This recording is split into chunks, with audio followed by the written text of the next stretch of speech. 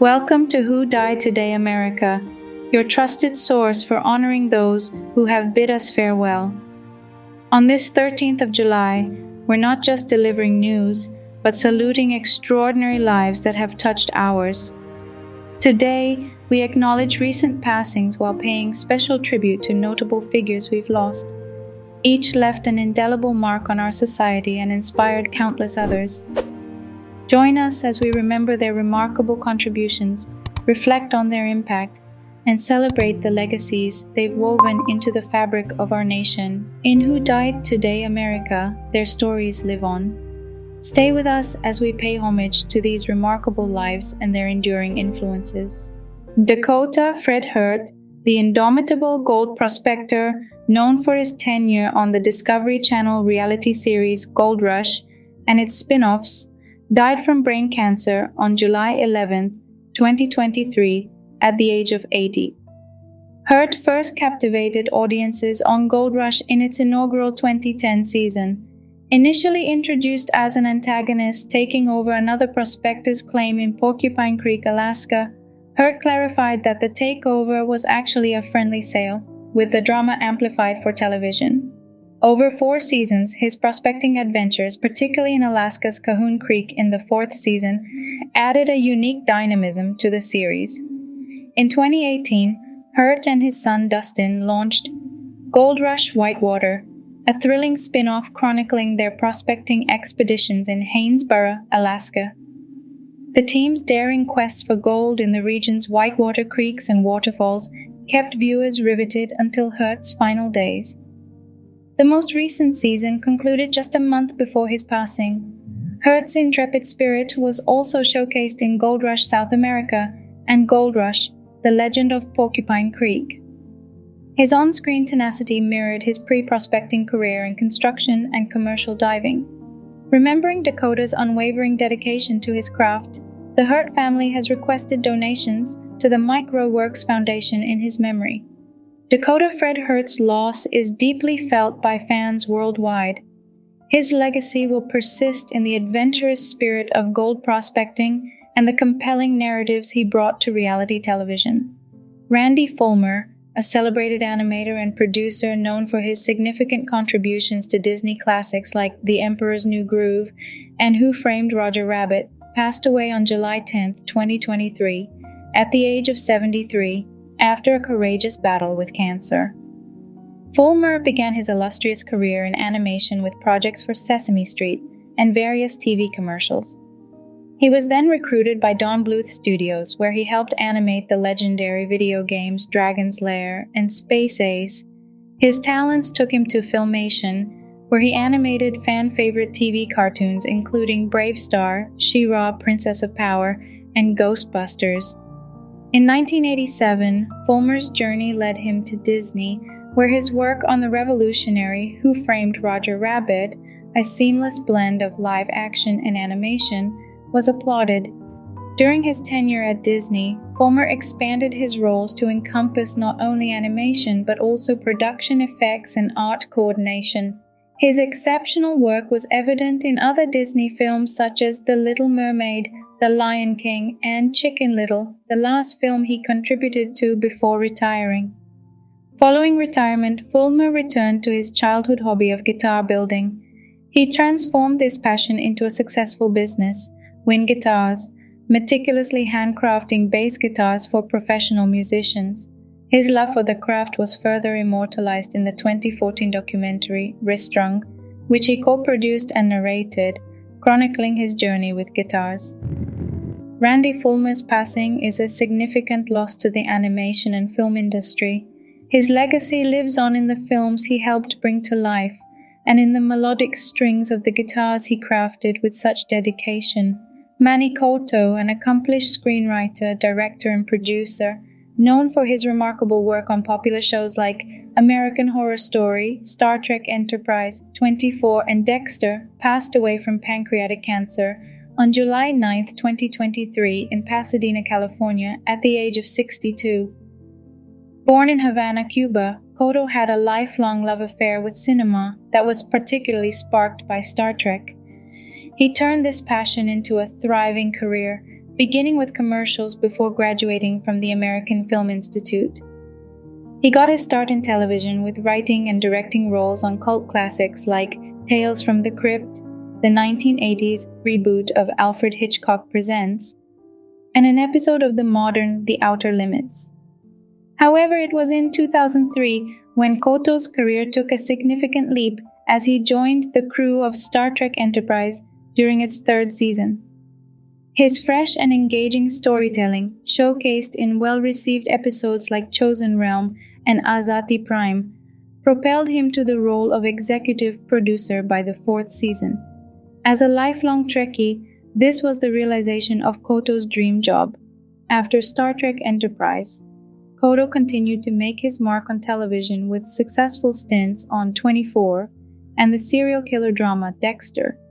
His flair for writing and production also led him to contribute to the popular American Horror Story and American Horror Stories anthologies. Despite a pancreatic cancer diagnosis in 2022, he continued to work until he was physically unable. Over his distinguished career, Koto was recognized with numerous accolades, including 2 Emmy nominations, one of which he won for 24. He was also nominated for 4 Writers Guild of America awards. The loss of Manny Koto is a significant one for the entertainment industry. He leaves behind a legacy of innovative storytelling and a wealth of unforgettable narratives that have enriched the landscape of television. Milan Kundera, the renowned Czech-French author famed for his novel The Unbearable Lightness of Being, passed away on July 11, 2023, in Paris after a long illness. He was 94 years old. Kundera was known for his sharp intellect and penetrating insights into the human condition, most notably depicted in his acclaimed work, The Unbearable Lightness of Being. Published in 1984, this novel was a profound exploration of the lives of artists and intellectuals during the turbulent Prague Spring of 1968, a period of mass protest and reforms in Czechoslovakia.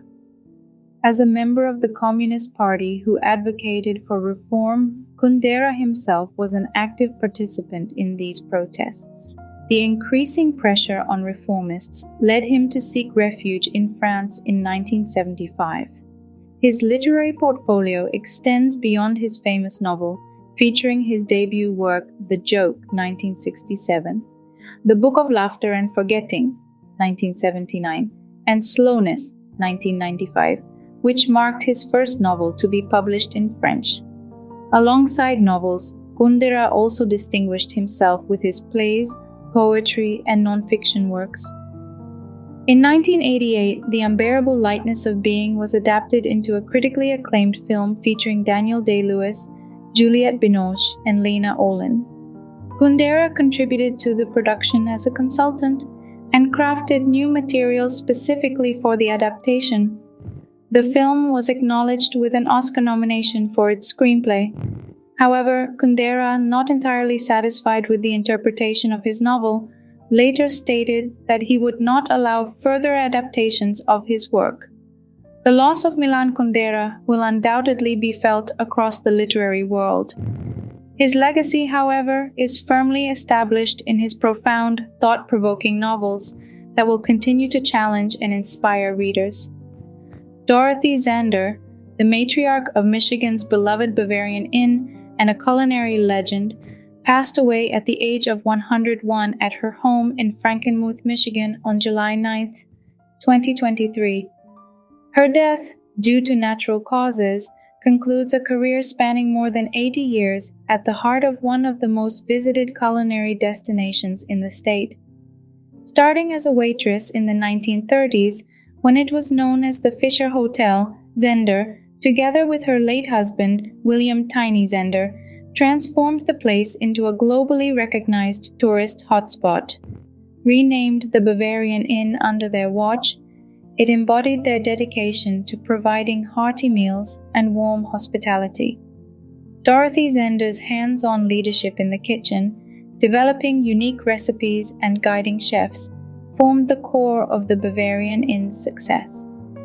Over the years, the Zehnders expanded the Bavarian Inn into one of the largest family-run restaurants in the U.S., welcoming nearly 1 million visitors annually. Their enterprise grew to include a lodge, water park, gift shops, and more, but it remained known for their chicken dinners, a phrase aptly painted above the restaurant's door. Zehnder's culinary wisdom was shared with the wider world through her cookbooks. Come cook with me and from my kitchen to yours. Her unwavering dedication to her community and her craft was epitomized by her work well into her centenarian years. The loss of Dorothy Zehnder leaves a void in the heart of Frankenmuth, but her legacy lives on in the clatter of dishes, the warm hospitality, and the aromatic chicken dinners of the Bavarian Inn.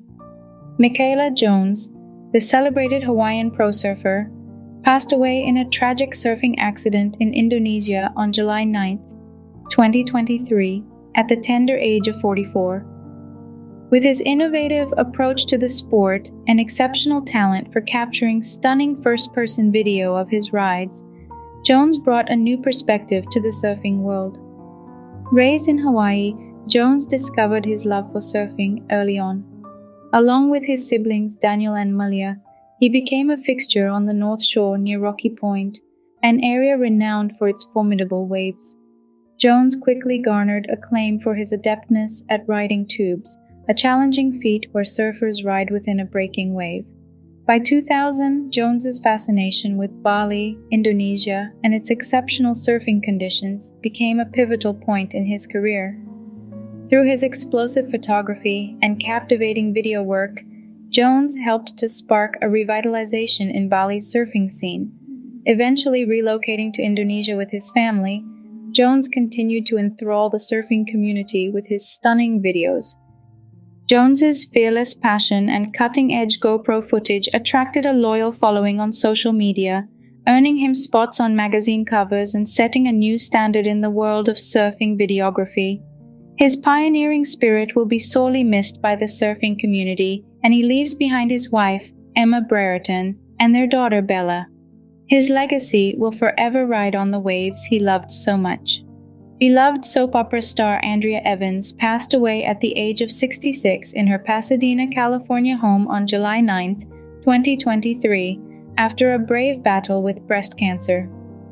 Best known for her role as Tina Lord on the popular daytime drama One Life to Live, Evans' performances enchanted fans for several years. Evans first graced the screen as Tina Lord in 1978, a character she would reprise several times over the course of her illustrious career. Her charismatic portrayal of the complex character earned her the moniker Daytime's Diva of Dirt by People magazine, and she was nominated for a coveted Daytime Emmy Award. She graced multiple soap opera digest covers, underlining her indelible influence in the genre. Between her stints on One Life to Live, Evans portrayed Patty Williams on The Young and the Restless. Despite her immense popularity, Evans exited One Life to Live in 1990 due to safety concerns involving a stalker. The death of her co-star, Rebecca Schaeffer, at the hands of an obsessed fan, heightened Evans' fears and catalyzed her departure. Nonetheless, her passion for acting was unwavering, and Evans returned to the world of soap operas in 1999 as Tawny on The Bold and the Beautiful. She also starred in Passions, playing Rebecca Hotchkiss Crane, and remained with the series until it concluded in 2008. In addition to her thriving television career, Evans appeared in films such as A Low Down Dirty Shame, Ice Cream Man, and Hit List. Andrea Evans' legacy in the soap opera world is undeniable. Her memorable performances, on-screen charisma, and fearless spirit will continue to inspire future generations of actors and actresses. Her passing marks a significant loss for the world of daytime drama. Betta St. John, a celebrated actress from the golden age of Hollywood, passed away at the age of 93 on June 23, 2023. She died of natural causes in an assisted living facility in Brighton, England. St. John's career took off when she was just a child, making her film debut in Destry Rides Again at the tender age of 10. She appeared in other notable early films like Jane Eyre and Lydia before switching her focus to the stage. She originated the role of Liat in the Broadway hit South Pacific, and continued to play the role in the London production, contributing to her reputation as a versatile performer. In 1953, she returned to Hollywood and starred as Miriam in the biblical epic The Robe. In that same year, she shared the screen with Cary Grant in Dreamwife, playing a young woman from the fictional country of Bukistan who becomes entangled in a romantic engagement with Grant's American character. St. John's portrayal of her character's gradual embrace of Western customs was widely appreciated. St. John's later career saw her in a variety of roles in films such as The Student Prince, The Saracen Blade, and High Tide at Noon. She took part in 2 Tarzan movies, Tarzan and the Lost Safari and Tarzan the Magnificent. Additionally, she featured in 2 British horror films alongside Christopher Lee, Corridors of Blood and Horror Hotel, the latter marking her final on-screen appearance. With a career spanning multiple decades and genres, Betta St. John was an undeniable force in Hollywood's golden age. Her ability to embody diverse characters and her commitment to her craft have left an indelible mark on the world of cinema. Her loss will be deeply felt by fans and the acting community alike. Marianne Hoberman, a celebrated poet and esteemed author of children's literature, passed away on July 7, 2023, at her home in Greenwich, Connecticut, following a long illness. She was 92. Hoberman's unique talent for engaging young readers with her artful storytelling and poetry was first exhibited in 1957 with her debut children's book, All My Shoes Come in Twos. Over the course of the next 5 decades, she would author more than 40 other children's books, ranging from poetic collections and charming tales to educational verses. Her You Read to Me, I'll Read to You series, designed to foster shared reading experiences between parents and children, was particularly popular. Hoberman's other notable works include The 7 Silly Eaters, It's Simple, Said Simon, and All Kinds of Families. In 2009, Hoberman expanded her repertoire with the publication of Strawberry Hill, a semi-autobiographical children's novel. Her most recent book, Away with Words, was published in 2022, and a posthumous release is anticipated for 2024. Hoberman's significant contributions to children's literature were recognized through numerous accolades. She won the National Book Award for her 1978 book, A House is a House for Me. Her 2001 work, Whose Garden Is It?, received the National Outdoor Book Award. Hoberman was also the recipient of the 2003 National Council of Teachers of English Award for Excellence in Poetry for Children. In 2008, in recognition of her profound impact on children's literature, Hoberman was named the Young People's Poet Laureate. The loss of Marianne Hoberman is deeply felt within the realm of children's literature, but her lyrical tales and captivating poems will continue to inspire and educate young readers for generations to come. Jimmy Weldon, a celebrated ventriloquist renowned for his voice work in Hanna-Barbera's cartoon duck, Yankee Doodle, and his charming puppet character, Webster Webfoot, passed away on July 6, 2023, in Paso Robles, California, at the age of 99.